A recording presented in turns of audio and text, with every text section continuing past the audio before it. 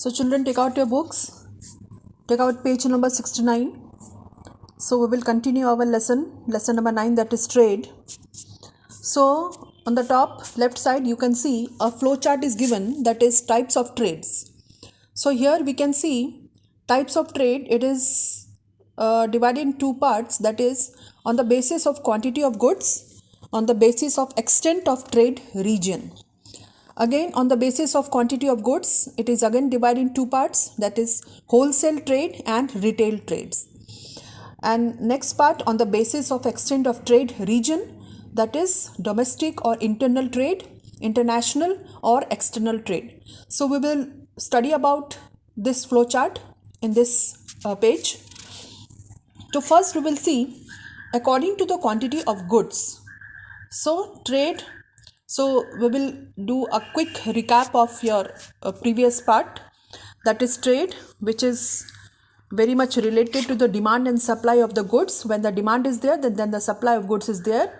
We are consumer because we go to shop and buy things which we need on day-to-day life, and shopkeeper is there to fulfill our demand.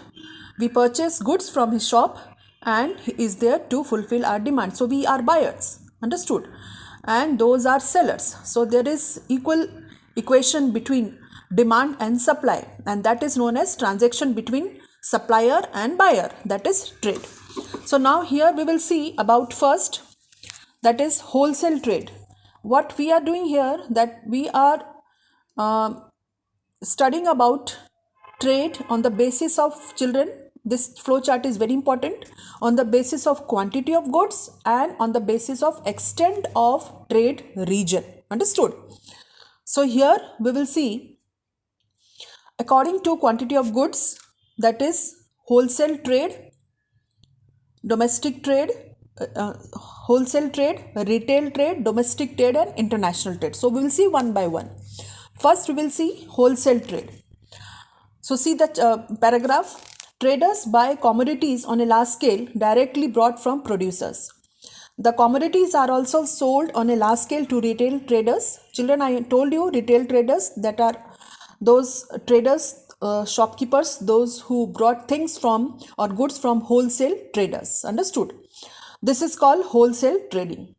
So wholesale trading or trader buy goods on a large scale from industrialists, farmers, etc. So example is also given. The orchid owners from mango or oranges sell their entire production to wholesale trader. And from this wholesale trader, retail traders, they used to buy, and from retail traders, so as a buyer, we used to buy from those retail traders. So this is wholesale trade, understood. So here wholesale trading is done on a basis of large bulk amount, understood. Now next we will see retail trade.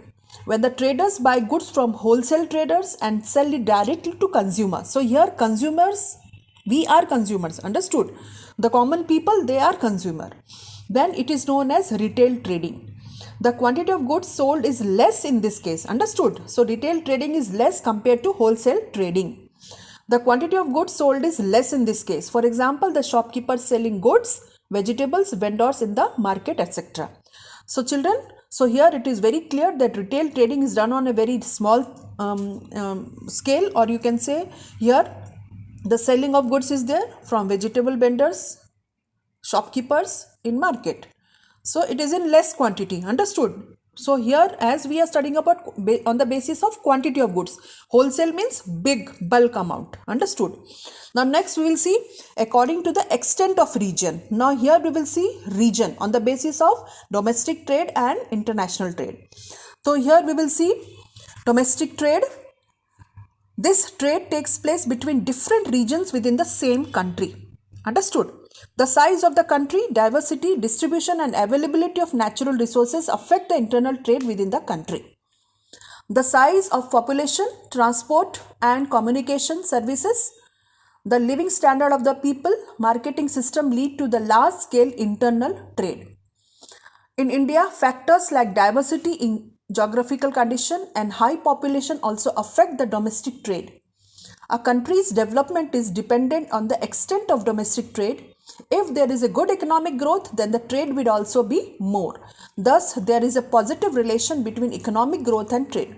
So children, already I told you that trading is very important for the economic development. So domestic trade, it means within the boundary of the country, internal trade, the trade which is done within the boundary of any country.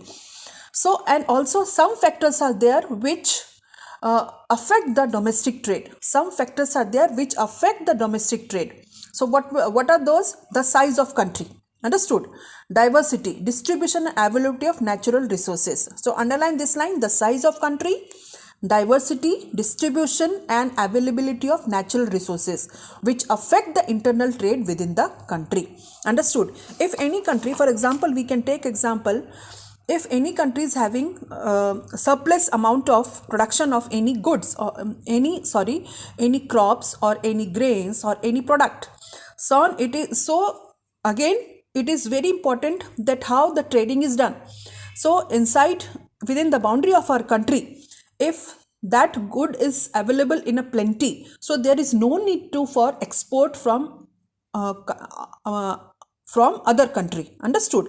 So here the supply is very, we can say very good, because the production is there, and so the trading is done very smoothly within the boundary of country.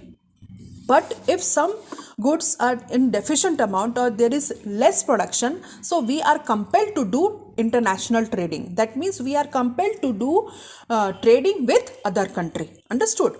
So the size of population, transport and communication services. Children, for trading, transport and communication is very important. Unless we are not having good transport and communication, we are not able to do any type of trading. So it is very important. So for that, the government is developing infrastructure facilities like transport, communication is there. So the development of any country depends upon, because transport, communication, they are the lifeline of any country. Understood? So trading is one of the, you can say, lifeline of country, which directly related to the economic development. Understood? So large scale marketing system leads to large scale internal trading. So how the marketing system is there, how the trading is done, so it, all these factors, they counts to the good domestic trading or good internal trading. So this is very important. A country's development is dependent on extent of domestic trade. So country's development, already I told you that economic development is also depend upon the trading, internal trading. So if there is good economic growth, then the trade will also be more. So if the economic growth is good, then the trading will also be more and good. Thus there is a positive relation between economic growth and trade. So this is already given that if we want to have economic growth of any country, if we want to develop economically our country, so for that trading should be done on a large scale, or there should be good internal trading. Understood?